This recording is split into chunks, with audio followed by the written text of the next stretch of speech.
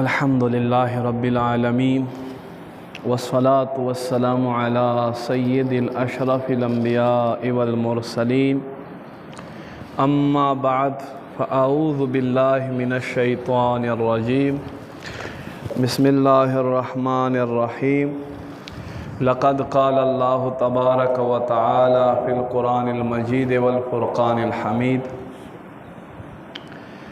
फ़स्वल्लि लिरब्बिका वन्हर वक़ाल तआला फ़ी शान हबीबिही व महबूबिही मुख़बिरन व आमिरा इन्नल्लाह व मलाइकतहु युसल्लूना अलन नबी या अय्युहल्लज़ीना आमनू सल्लु अलैहि व सल्लिमू तस्लीमा।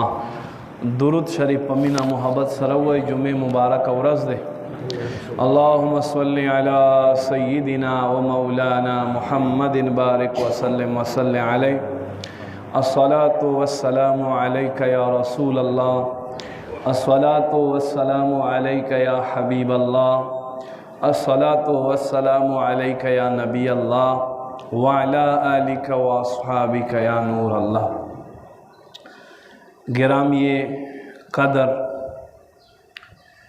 लरे और नज़दीन रातलुन को ज़म्मा मशरानो कशरानो नौजवानानो तासु टोल तज़ खुश आमदीद वायम हर कले वैम अस्सलामु अलैकुम व रहमतुल्लाहि व बरकातुहु। माई इज़्ज़तमंदो, इस्लामी आखिरानई म्याश्ते 1445 सिनी हिजरी दयोलसमी म्याश्ते नन उम्मीद देच आखिरानई वरज़दा और सबाना बा ज़ुल्हिज्जतुल हराम इस्लामी आखिरानई म्याश शुरू के दुन के दा। कुरान के अल्लाह जल्ल जलालुहु फरमाई वल्लैलि मादे कसमवी पशपा बांधे व यौमिल आश्र और मादे पलस वरज़ बांधे कसमवी। उलमाए किराम ददे आयत करीमा पर तफसीर के फरमाई वे वल्लैलि वलयालिन आश्र देना मुराद द ज़ुल्हिज्जतुल हराम दालस अवलनई वरज़ी दी।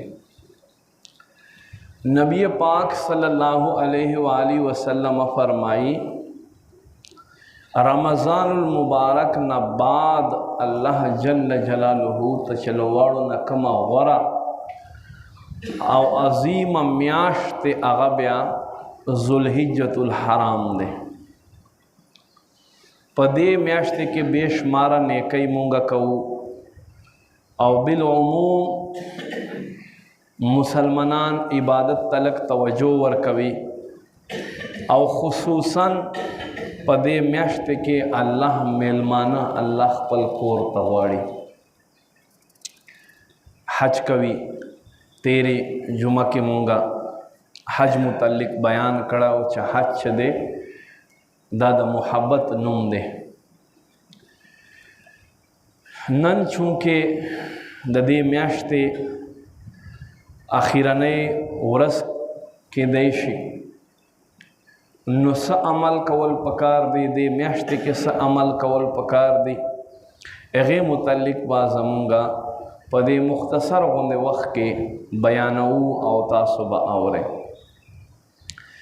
याद लरे ज़मा कदरमंदोरुनो नबी पाक सल्लल्लाहु अलैहि व आलिहि वसल्लम ख्वाता सहाबी हज़रत अब्दुल्ला बिन अमर रदियल्लाहु ताला अन्हु रागे वही कुर्बान या रसूलल्लाह सल्लल्लाहु अलैहि वसल्लम मा सर इवा मनीहदा कस्ता सुखवी नज़बदे मनीह बांध खपला कुर्बानी वकमा।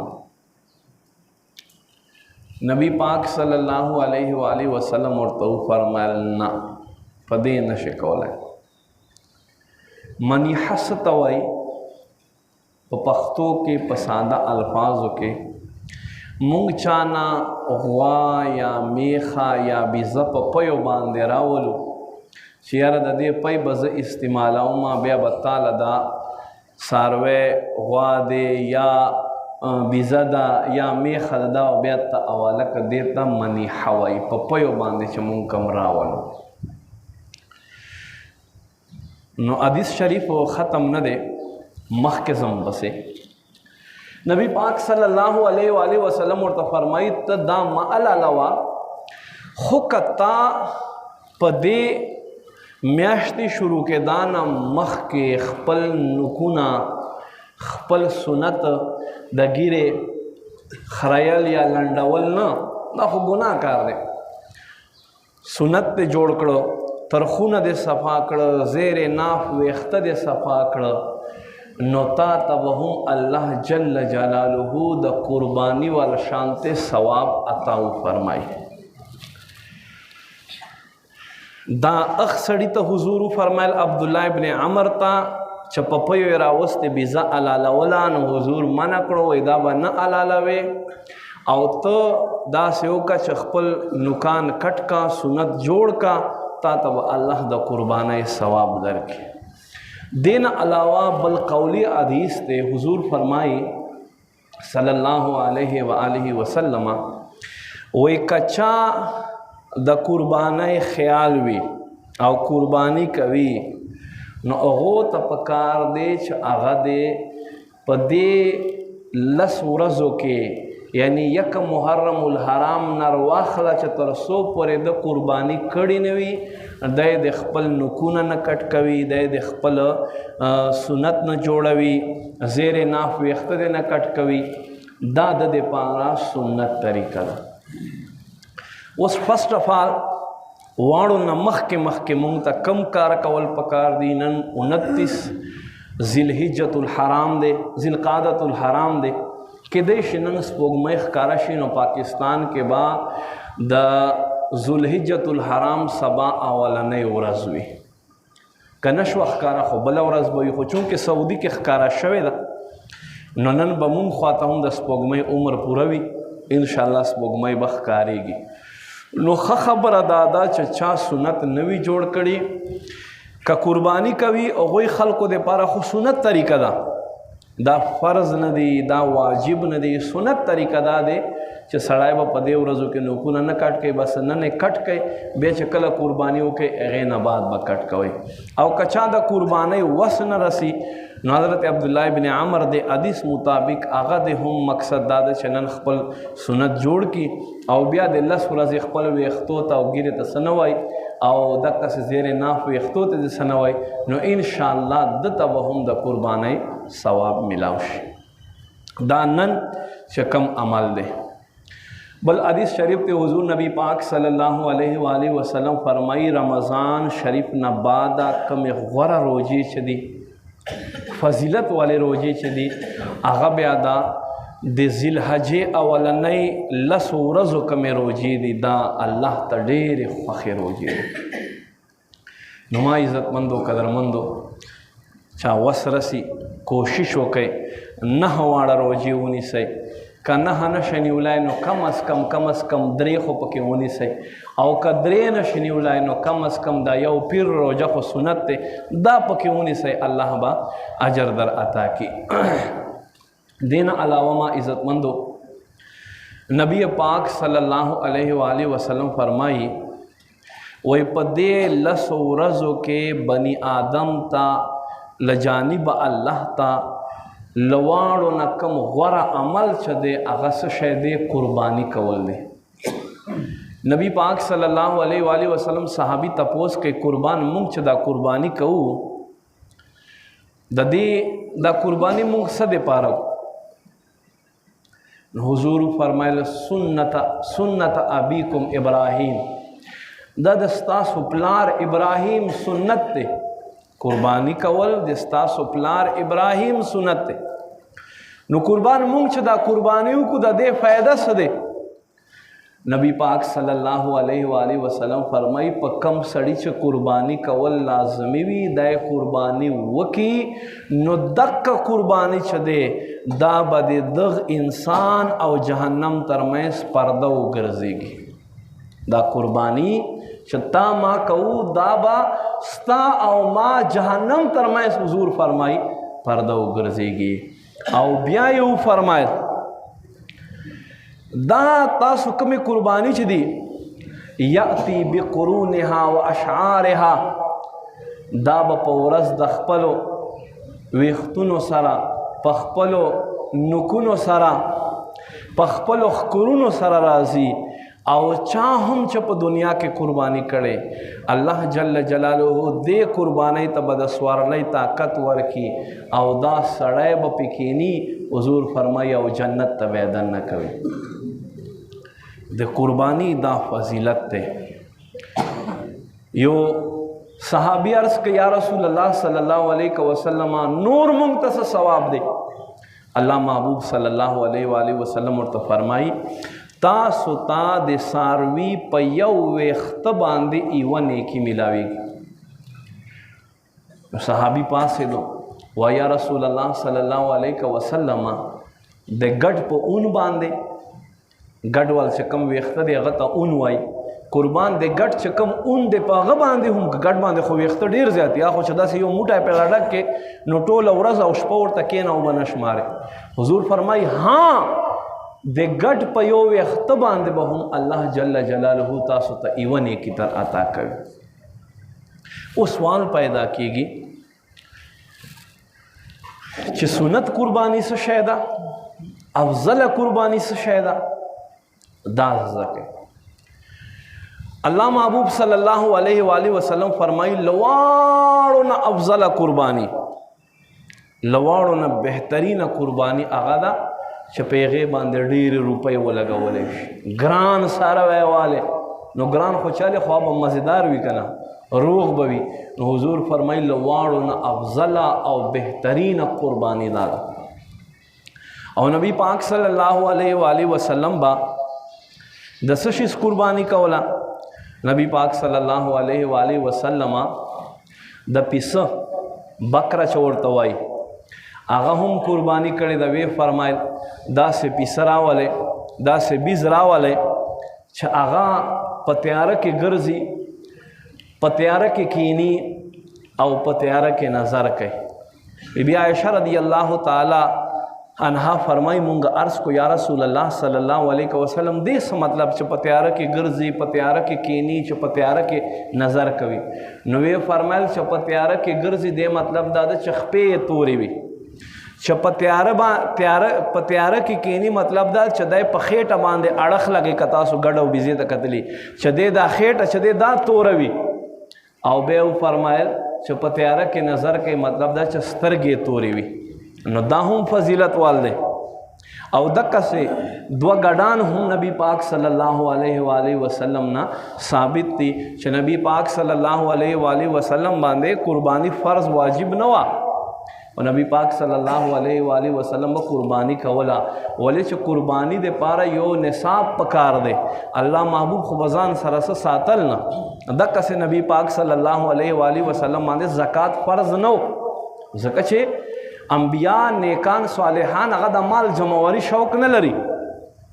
नबी पाक सल्लल्लाहु अलैहि वसल्लम बद व कुर्बानी आने कवले ये कुर्बानी बे कवला दुआ बे कला अल्लाहुम्मा तक़ब्बल मिन मुहम्मद व आले मोहम्मद या अल्लाह दा कुर्बानी द मुहम्मद और द मुहम्मद सल्लल्लाहु अलैहि वसल्लम द आल तरफ कबूल और द्वेम कुर्बानी बे कवला अल्लाहुम्मा तक़ब्बल मिन मुहम्मद व मिन आले मोहम्मद व मिन उम्मत मोहम्मद या अल्लाह दा कुर्बानी शदेदा नबी पाक सल्लल्लाहु अलैहि वसल्लम उम्मत ल तरफ कबूल के उम्मत ल तरफ कबूल के न कुर्बानी अफजल कुर्बानी अगा कुर्बानी दे चलवाड़ो न कीमत ज़्यादा हुई और ब्या पे एगे के चदे गढ़ और ब्या पे गडानों के आगा गढ़ या आगा पिस आगा बीस च आगा खसीवी वले ज़के फजीलत वरकड़ा च खसी ساروی چې وي هغه چونکې شهوت وي نه بس خوري او غوښه کېږي نو دې له وجې نه د باندې غوښه زیاته وي سورب وي نو د سورب ساروي قرباني کول دا الله او الله رسول ته ډېر نږدې او غوره کار دی. اوس امتی ته هم پکار دی زمونږه په دې قربانۍ کې انشاءالله را روانې جمعې ته باقاعدګي سره بیان کوو خو څه زمونږ غلطیانې دي چې دا غلطیانې ته وځي. مثال کے طور پر اوښ دی غوا ده میخه ده په دې کې یو نواله تر اوو پورې قربانۍ دي یوې قرباني نواله تر اوو پورې چې ته څو پکې نیسې ستا مرضي ده. خو مونږ خلک څه کوي په غوا کې په میخه کې یاره بس دا 3 قربانیانې کوو. بهترینه طریقه یې څه دی؟ بهترینه طریقه یې دا ده چې تو وایې چې 3 زمونږ واجبي قربانۍ شوې پکې یا 4 یا 15 هر چې څو تر باندې واجب وي او دې نه علاوه یوه قرباني زه نبی پاک صلی الله علیه و آله وسلم په نوم باندې کومه یوه قرباني زه امام اعظم ابو حنیفه ایصال ثواب دپاره کومه یوه قرباني زه حضور غوث پاک شیخ عبدالقادر جیلانی رحمت الله علیه دپاره کومه. دقسې مور او پلار دې مړه دي یوه قرباني پلار په نوم باندې کوم یوه قرباني مور په نوم باندې کوم. نو دا چې څومره ته ښه خبره دا ده چې ته قربانۍ تر باندې 3 واجب دي یا 4 واجب دي خو دا ایسې ته 9 ته ورسوه. ولې چې تا 3 وکړې د 3 ثواب درته میلاو شو خو که تا په دې کې 9 ایسې کړې نو تا ته د 9 ایسو ثواب میلاویږي. پاته شوه غوښه قرباني مطلب وینه تویول وي. غوښه خو سنت او مستحب طریقه دا ده چې کومه حصه تا ته میلاو شي 3 حصې کا یوه حصه خپل بچو دپاره کور والو دپاره یوه حصه خپلو خپلوانو دپاره غریبانانو دپاره یوه حصه خپلو خپلوانو دپاره یوه کور دپاره یوه مسکینانو دپاره 3 حصه یې کا. که بیا تا کور ټبر دومره زیات وي چې دویمه ورځ تا کور کې غوښه نه وي بیا یې ته کور کې هم ټوله ږدولی شي. ثواب کار دا دی چې بیا ټوله کور کې کېږده. شریعت کې سختی په چا باندې نشته خو کم حکم چې وي هغه حکم به منې. زمونږ دا ډېر خلک وایي پته نسته الله ته به ویني چې دا جمله کم بېوقوف کړې ده یاره وایي دا دین ډېر آسان دی خو ملایانو ګران کړی. تاسو به هم اورېدلې. اوس زه تپوس کوم دا حج چا فرض کړی دی؟ دا مولا فرض کړی دی که الله فرض کړی دی؟ روزې الله فرض کړی دی که مولا فرض کړی دی؟ مونځ الله فرض کړی که مولا فرض کړی دی؟ قرباني په تا باندې چا واجب کړی ده؟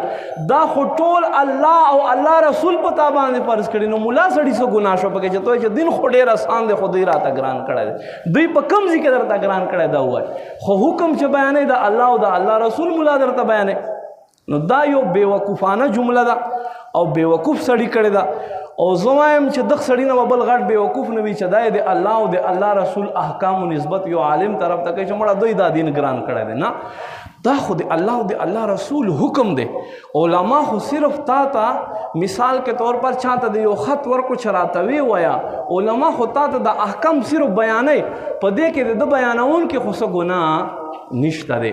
بهرحال ما عزتمندو قدرمندو شریعت کم مسائل چې وي هغه سړی واوري په زړه ګلدسته کې ځای ورکړي په هغه باندې د عمل کولو کوشش کوئ.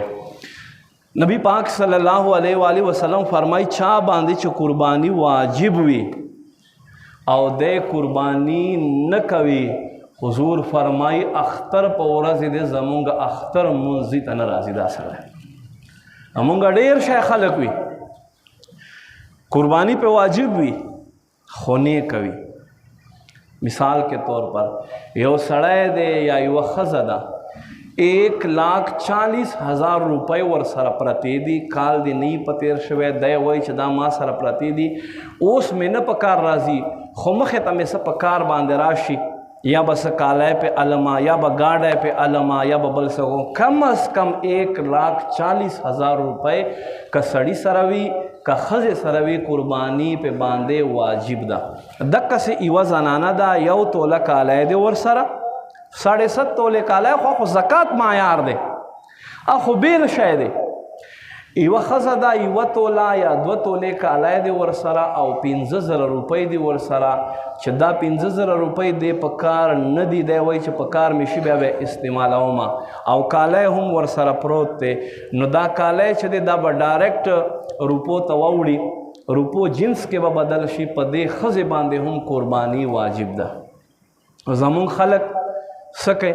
یاره مونږ خو جي 3-4 ورونه راغونډېږو او د مور په نوم باندې یوه قرباني کوو. لکه مور خوشحالوو خو خدای خفه کوو، پلار خوشحالوو خو خدای خفه کوو. ابرز مانه یو سړي دې مسئلې ته پوښتنه وکړه چې یاره مونږ 3-4 ورونه یو، مونږ پیسې راغونډوو مور په نوم باندې قرباني کوو. مې ګوره شریعت مسله څه دی؟ شریعت مسله دا ده چې ته عاقل بالغ یې او ته صاحب نصاب یې، په دې وخت کې تا سره دومره روپۍ پرتې دي یا تا یو کاروبار دی موجوده تا سره روپۍ نشته، خو دکاندار یې دکان کې د 100 روپو کا مال پروت دی، بیا به قرض هم راخلی خو قرباني به کوي.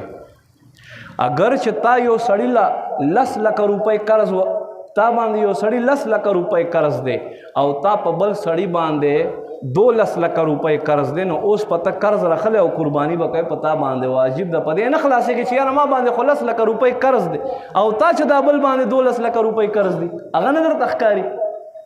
نو دا خلک چې دي بس الله دې معافي وکړي، ځان له لارې باسي. اوس که چېرته تا سره دومره مالیت وي خو په تا قرباني واجب ده، که ته مور ته قرباني کوې او د مور په نوم یې کوې او خپله نه کوې نو ګناهګار یې. زما خبرې ته مو غوږ نه شو؟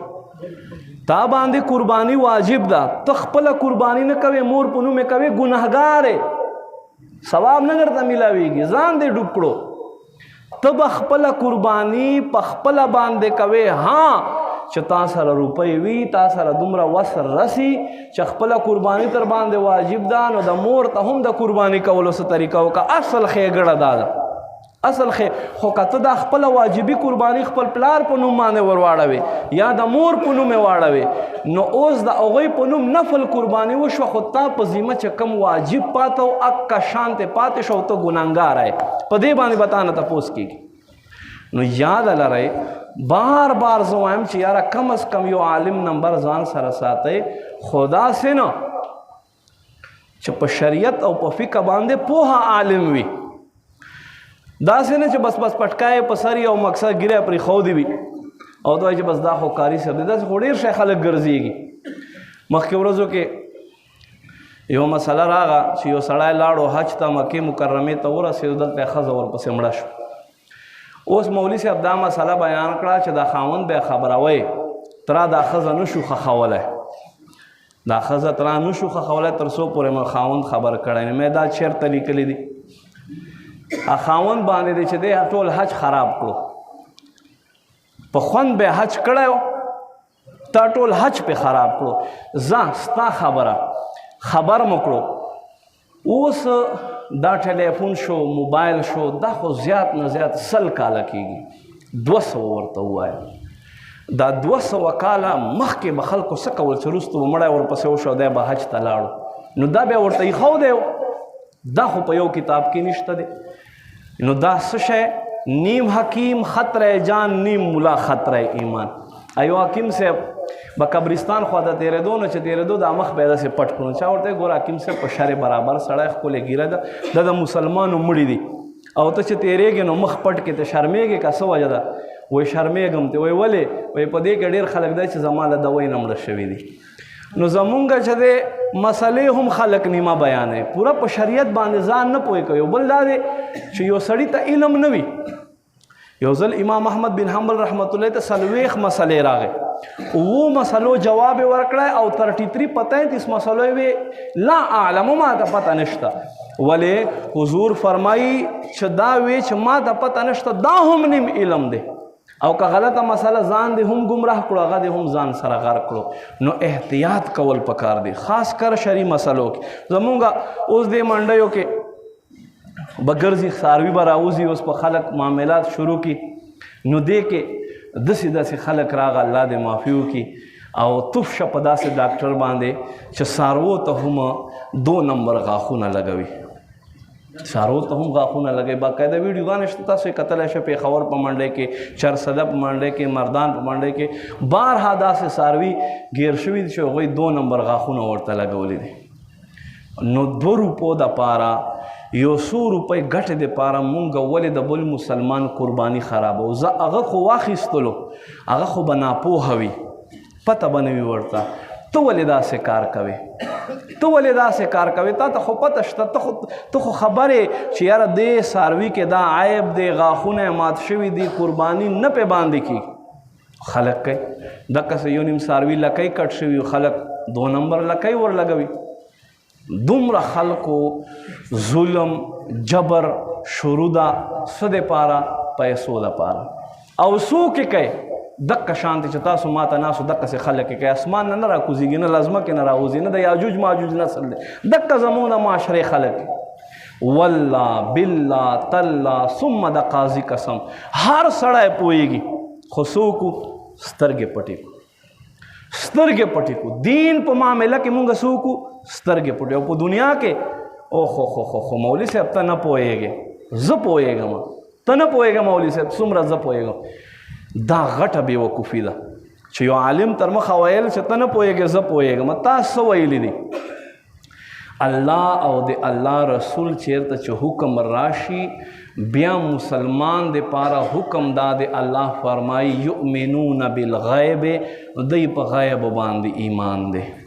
نه الله لیدلی، نه الله رسول لیدلی، نه 1,24,000 کم و بیش پیغمبران لیدلی، نه 1,40,000 کم و بیش صحابه لیدلی. خود مسلمان دا شان دی چې یؤمنون بالغیب، دی په غیب باندې ایمان لري. دی بیا خپل عقل اسپو ته په دې ټیم کې منډه نه ورکوي. او که عقل اسپو ته منډه ورکوي لږ خپل ګریبان ته وګوره چې تا زده څه دي، تا زده څه دي. ته الحمد نه واخله تر والناس پورې د قرآن په ترجمې پوهېږي، د قرآن مجید ناسخ منسوخ نه خبرې، په شان نزول باندې پوهېږي، قرآن مجید اوامرو باندې نواهی باندې په قصصو باندې پوهېږي. نه پوهېږي نو چې نه پوهېږي نو بس د عالم منه. بیا دا مه وایه چې یاره ما خو په فیسبوک کې دا حدیث کتلی و. حدیث له قسمونو نه ته څه خبرې؟ په مقدمة الشیخ کې مشکات شریف مقدمه دی په شروع کې 50 قسمونه د حدیث ذکر شوي دي. حدیث په 50 قسمه وي. نو تا چې دا په فیسبوک کې راوکتلو دا په کم قسم کې دی؟ یو حدیث هغه دی چې قرآن سره مقابله پې کولی شي، حدیث متواتر. یو حدیث مشهور دی هغه سره هم مقابله کولی شي. یو خبر واحد دی، خبر واحد چې دی قرآن په مقابل باندې په هغه باندې عمل نشته دی. خدا به ته چیرته زده کوې؟ دا به ته علماو سره زده کوې چې کله ته عالمانو سره کښېنې. او بهرحال ما عزتمندو شریعت چې کله معامله راشي مونږ مسلمان یو، مسلمان ته پکار چې فوراً یو عالم طرف ته رجوع کړي چې یاره زه خو ړوند یم، ټیک ده زه دنیادار یم، ما سره روپۍ هم شته، زه ایجوکیټډ یم، ان ایجوکیټډ نه یم، ښه تعلیم یافته یم، خو په دین کې زه نه پوهېږم، دین ما ته پته نشته دی. ته ما پوه که زمونږ